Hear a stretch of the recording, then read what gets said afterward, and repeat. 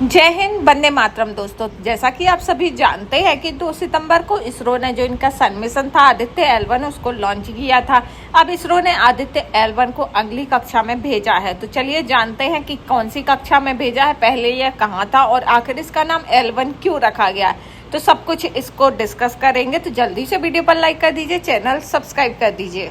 दरअसल इसरो ने 2 सितंबर को आदित्य L1 लॉन्च किया था और रविवार 3 सितंबर को आदित्य L1 स्पेसक्राफ्ट की ऑर्बिट लंबाई बढ़ाई है। अब ये पृथ्वी के 245 किलोमीटर से 22,459 किलोमीटर कक्षा में आ गया है। यानी पृथ्वी से सबसे कम दूरी 245 किलोमीटर की है और सबसे ज्यादा की बात करें तो 22,459 किलोमीटर की है। करीब 4 महीने बाद यह 15 लाख किलोमीटर दूर लैग्रेंज पॉइंट 1 तक पहुंचेगा। इसीलिए इसका नाम आदित्य L1 रखा गया। L मतलब लैग्रेंज पॉइंट होता है, इसको भी हम आगे समझते हैं।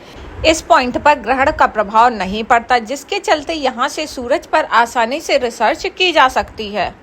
दरअसल लैग्रेंज पॉइंट का नाम इतालवी फ्रेंच मैथमेटिशियन जोसेफी लुई लैग्रेंज के नाम पर रखा गया है।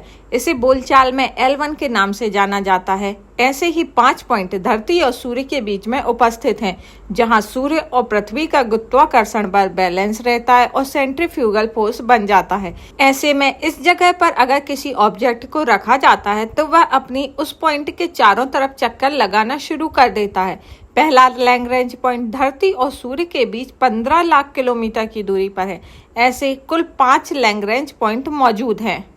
इसरो का कहना है कि L1 पॉइंट के आसपास, यानी कि जो पृथ्वी से 15 लाख किलोमीटर की दूरी पर स्थित है, उसके आसपास ग्रहण का प्रभाव नहीं पड़ता और जो सैटेलाइट है वो L1 पॉइंट के आसपास हेलो ऑर्बिट में रखा गया है, जहां से सैटेलाइट सूर्य को बिना किसी ग्रहण के लगातार दे सकता है। इससे रियल टाइम सोलर एक्टिविटीज और अंतरिक्ष के मौसम पर भी नजर रखी जा सकती है। ये 6 जनवरी 2024 को L1 पॉइंट तक पहुंच जाएगा और ये अपना काम स्टार्ट कर देगा। इन 5 पॉइंट से हम आदित्य L1 का सफर जानते हैं। इसे PSLV रॉकेट से छोड़ा गया था। 16 दिनों तक ये पृथ्वी की कक्षा में रहेगा। 5 बार थ्रस्टर फायर कर अपना ऑर्बिट बढ़ाएगा। फिर से आदित्य के थ्रस्टर फायर होंगे और L1 पॉइंट की ओर ये निकल जाएगा। 110वें दिन के सफर के बाद आदित्य ऑर्बिटरी L1 पॉइंट के पास पहुंच जाएगा और थ्रस्टिंग फायर के जरिए आदित्य को L1 पॉइंट के ऑर्बिट में डाल दिया जाएगा। वहां से ये अपना काम स्टार्ट कर देगा। तो चलिए अब हम जानते हैं कि आदित्य L1 में कौन कौन से इक्विपमेंट लगाए गए हैं, वह काम क्या करेंगे। दरअसल आदित्य में 7 पेलोड लगे हैं। पहला है पापा यानी plasma analyser package for Aditya. ये सूरज की गर्म हवाओं की स्टडी करेगा।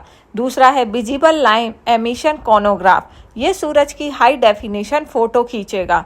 तीसरा है सोलर अल्ट्रावायलेट इमेजिंग टेलीस्कोप। ये सूरज की अल्ट्रावायलेट वेवलेंथ की फोटो खींचेगा।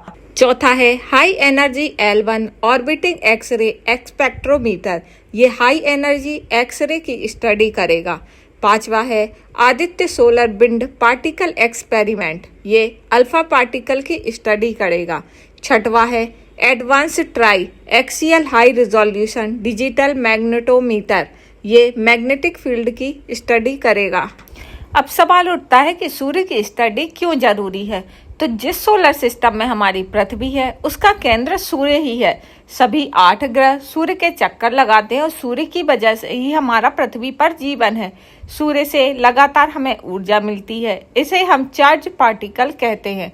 सूर्य का अध्ययन करके ये समझा जा सकता है कि सूर्य में होने वाले बदलाव अंतरिक्ष को और पृथ्वी पर कैसे जीवन को प्रभावित कर सकते हैं। सूरज इतना विशाल है कि उसमें 13 लाख पृथ्वियां समा जाएं।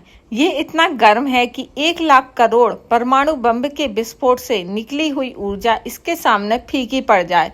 सूर्य 460 करोड़ साल पहले इसका निर्माण हो चुका है और अगले 1000 करोड़ साल तक बने रहने की इसकी संभावना है। अब हमारे मन में यह भी सवाल उठता है कि सूर्य धरती के साथ जन्मा या उसके बाद। तो चलिए इसे भी जान लेते हैं।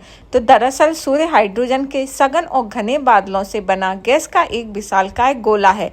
करीब 450 करोड़ साल पहले ब्रह्मांड में गैस और धूल के बादल होते थे। इन धूल के बादलों से दूर एक तारा हुआ करता था। ऊर्जा कम होने की वजह से इस तारे में भयानक विस्फोट हुआ।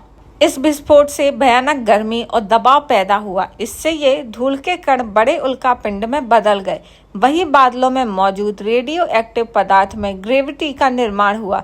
इस ग्रेविटी की वजह से हाइड्रोजन के कण एक जगह जमा होने लगे और फिर एक भयानक विस्फोट हुआ जिससे सूर्य बना। तो सूर्य की ग्रेविटी के कारण बाकी एस्टेरॉइड उसके चक्कर लगाने लगे। इनके आपस में टकराने से ही सोलर सिस्टम, मरकरी, वीनस, अर्थ, मार्स जैसे ग्रहों का निर्माण हुआ है। तो पृथ्वी और सूर्य का जन्म लगभग एक साथ बताया जा सकता है। अब आपके मन में यह प्रश्न उठता होगा, क्या भारत के अलावा दूसरे देशों ने कोई सोलर मिशन किए हैं? तो इसका जवाब है हाँ। दरअसल 1974 से 76 के बीच जर्मनी और अमेरिका ने हेलियोस संयुक्त रूप से लॉन्च किया था। दोनों ने सोलर विंड, सूर्य की मैग्नेटिक फील्ड से जुड़ी अहम जानकारियां दी थी। इसके बाद 1978 में अमेरिका के नासा ने ISEE यानी कि इंटरनेशनल सन अर्थ एक्सप्लोरर 3 को लॉन्च किया था। ये पहला ऐसा एयरक्राफ्ट था जिसने पृथ्वी की तरफ आने वाली सौर आंधी को ऑब्जर्व किया था। इसके बाद 1994 में फिर से अमेरिका ने विंड स्पेसक्राफ्ट को प्रभावी रूप से ऊपर भेजा था। इसके बाद 1995 में अमेरिका और यूरोप ने संयुक्त रूप से सोहो को लॉन्च किया। उसके बाद अमेरिका ने 2006 में फिर से स्टूडियो एंड बी को लॉन्च किया। इन दोनों स्पेसक्राफ्ट ने सूर्य की सतह की पहली 3D इमेज बनाई और 2012 में ऐसी सौर आंधी को रिकॉर्ड किया जो 150 साल में सबसे भीषण थी। इसके बाद आता है 2018 में अमेरिका ने पार्कर सोलर प्रोब को लॉन्च किया। इस मिशन का उद्देश्य था कि सूर्य को छूना। ये सूर्य की सतह की तरफ तेजी से बढ़ रहा है। पार्कर प्रोब 7 बार सूर्य के इतने पास से गुजरेगा जितना कोई और स्पेसक्राफ्ट अभी तक नहीं गुजर पाया है। 7 साल के दौरान सूर्य के ये 24 बार चक्कर लगाएगा।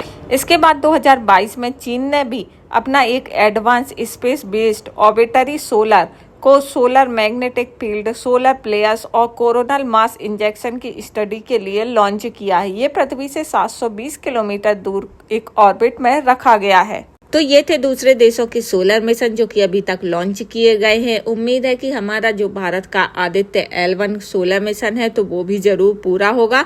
तो आप बताइएगा जरूर कि कमेंट बॉक्स में आपके इसके बारे में क्या राय है और वीडियो कैसा लगा। जानकारी पसंद आई हो तो वीडियो पर लाइक कीजिए, चैनल सब्सक्राइब कीजिए और यूं ही बने रहिए हमारे चैनल में। इसी तरह हम नए नए मुद्दों के बारे में पूरी डिटेल के साथ चर्चा जरूर करेंगे।